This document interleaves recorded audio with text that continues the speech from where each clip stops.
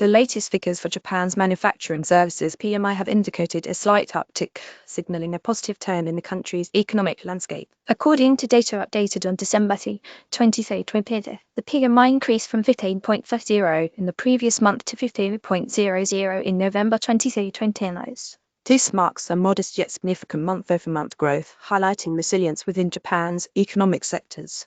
The PMI, or Purchasing Managers' Index, is a vital indicator reflecting the economic health of the manufacturing and service sectors. A PMI above 50 suggests expansion, while below 50 indicates contraction. With the index currently standing at 52.00, Japan demonstrates a stable economic footing, motivated by sustained demand and production within these key industries.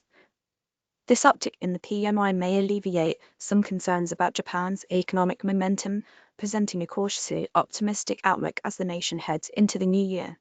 As industries continue to navigate global economic challenges, the positive movement in Japan's PMI is a welcome sign of underlying strength and adaptability. The material has been provided by robotfx.org.